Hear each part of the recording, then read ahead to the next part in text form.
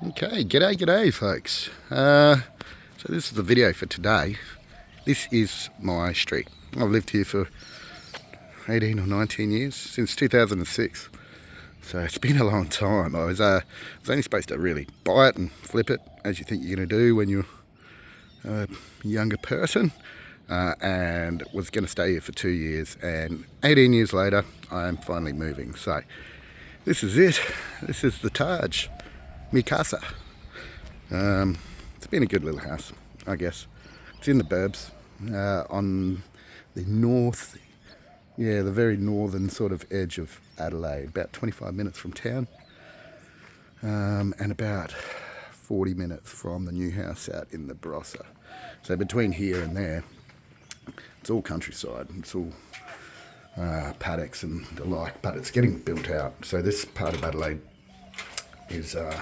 wasn't so popular, but has now become quite popular, and they started building houses out quite a way past this, which I think has made this place seem a little bit more accessible. So this is it.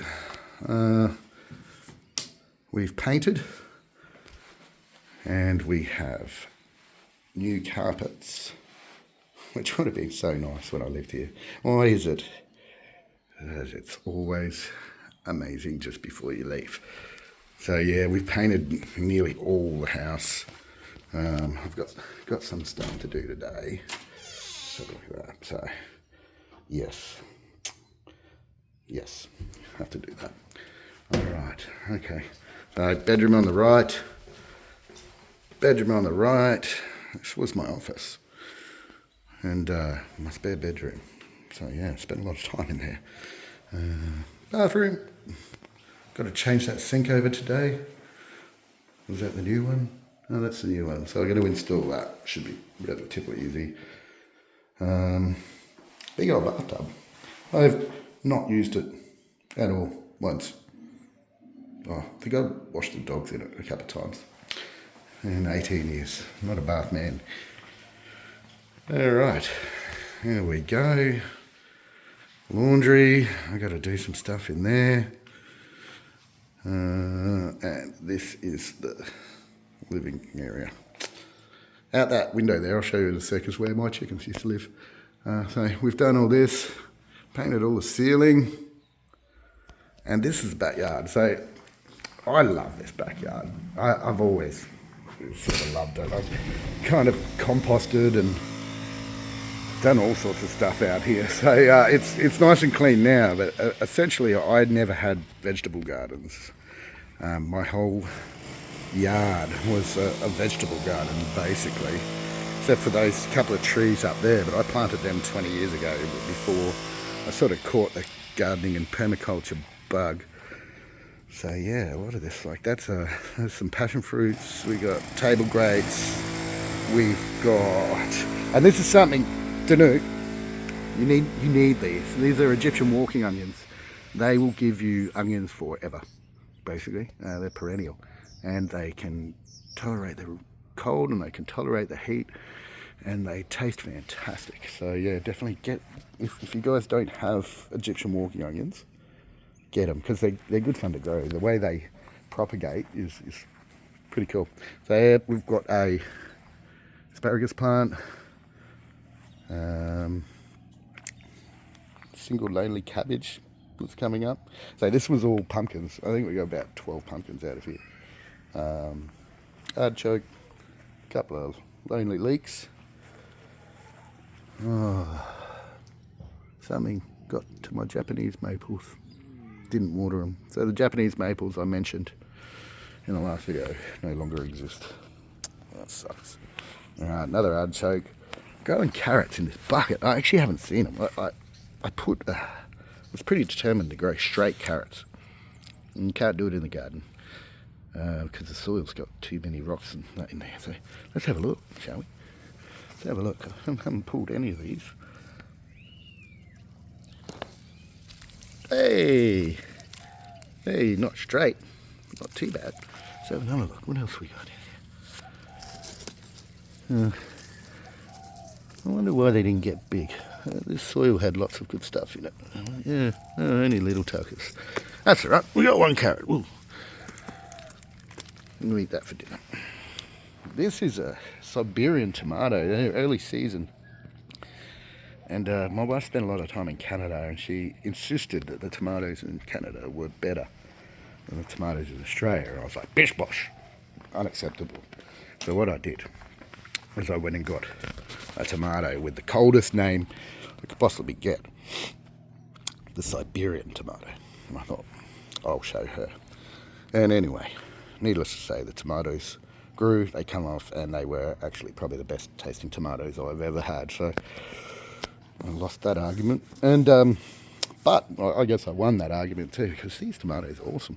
I planted this late in the season because I didn't get the seeds, so I forgot to order it. And yeah, it's really actually going quite well. I've done nothing to this for the last 2 weeks. So all this used to be watermelon, onions, corn, all sorts of stuff. When I say I don't have dirt at the new house, this is what I mean. So this patch here looks really boring, but this patch has for probably 10 years had green waste put into it. So you can see the fence there, it's losing a bit of rust. That's because we would pile it up to sort of here, and I'll do nothing to it. I'll just let it sit there, and then next year I would come along, and when I wanted dirt, this would be what I'd have. So again, I've done nothing to this other than just this is all organic material. This isn't actually dirt. I put a heap of coconut coir in here once as well, just to see what would happen. But what I've found is worms and bugs don't love coconut coir, so I'm gonna go away from using it from now on. But yeah, so that's what I get, and generally I'll just sift that and use it, because a lot of it's woody stuff, so it's not super rich. And I purposely put stuff that's not green up here a lot of the time, just so I can get a soil with good carbon content rather than super nutrient rich, which I can do with other stuff like worm castings. And I use Charlie Carp. It's the only fertilizer I use. And so just next to it, a year ago, I put probably, I don't know, 20 big palm fronds here, and they were stacked up to about there. And all I did is cover it with pea straw and walked on it. So that was about a year and a half ago. You can see.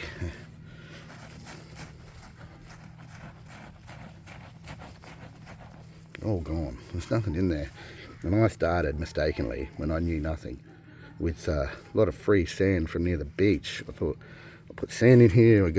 Had a heap of free horse manure, so it was sort of half sand, half horse manure. But what I've discovered is that sand is almost like a natural termite. It will just eat organic matter, and it will eat it and eat it and eat it and eat it. And it will keep eating it forever. And the best thing to feed it is compost. So sandy soil looks nice, but if you ask me now, I'd probably much prefer to start with a clay soil, add organic matter, and it keeps the water in. The big problem I've got is that this stuff dries out so fast. This is my peach tree. I'm so happy with this. This is some sort of heirloom peach. So what I did, well, not me, Smushy, when it got big, this tree the first time, Smushy ate it. You just ate the whole top off it. And then, so then it grew back, right? So you can see like that little sucker coming out of the ground, it grew back. Then it grew again, and Smushy ate it again. And credit to him, somehow he ate it into the perfect shape. You're supposed to have peach and apricots and that as a vase. So he ate that, and then it grew back from rootstock. Now, I didn't know much about rootstock at the time, and I've since learnt that a lot of plants from nurseries are growing on rootstock. So this one was a peach, a dwarf peach, and I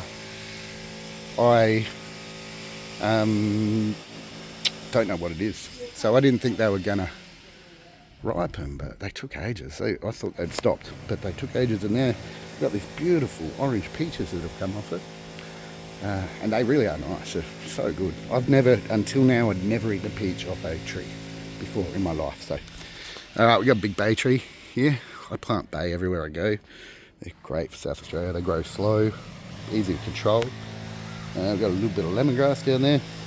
And this is another rootstock rose. This flowers for about, I don't know, 2 weeks right at the start, and then that's it. Then it just grows like a weed.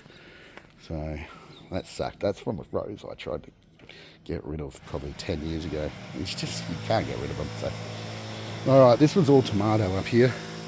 All tomato. And I used to grow up through the rose and used to use the rose as, I guess, a pollinator and a frame. So yeah, but we've pulled all those out. Low maintenance gardens apparently are what people want. Well, not apparently, it's what they do want. And there's my dodgy old bench. And I built that shed about 10 years ago. So I've built all the lean-tos and the pergolas. I've done that. I've built that fence over there. And I've got this. This is where the chickens used to live. So I built this out of scrap. I think the whole thing cost me about $50 because I had it just laying around. So now it's a bad design, I found out, because they sort of had to fight each other to get up into the coop. So the new way is much, much better. But you know, I was pretty happy with it. These are the lane boxes. Yeah. Busted drink thing. Don't use them. They're terrible. They don't last very long. So yeah, I'll probably give this a wash out. We got photos in tomorrow. That's passion fruit. It's never given me fruit, and I think it's because I grow it out of buckets. But you have to, because if you plant one of these in the ground, you will never have anything but passion fruit in your house. Okay, so this is the run. This is where they used to live. It's a little bit untidy down the end. Used to have a lot more stuff in here for them. Obviously like pools and plants and all the stuff that I've relocated up there. It's my rubbish heap. And somehow my little old mum knocked the gate off its hinges. I don't know how she did that. So we don't have to clean this up today because we're only getting photos. But yeah, this is where the chickens used to live. I chopped that off, the one out the back, and literally just stuck it in the ground and watered it, and it grew perfectly. So yeah, if you ever want to fill a space and you've got a nice big, I don't know what these are called. I think you're calling me, yeah, I don't know what they're called. You've got a nice big one of these, you can just chop it off and plant it. So I'm going to get some gravel through here, not gravel, I hate gravel, bark chip. So we'll do that this week at some stage.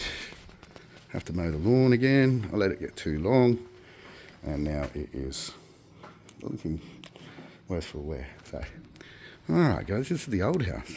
The garden. I will miss it. I will miss it. But it's nice to have a blank slate at the new place, and instead of making the millions of mistakes that I have made here, maybe I can hopefully learn from that and do better at the new place. Okay, folks, have a good day. Bye now.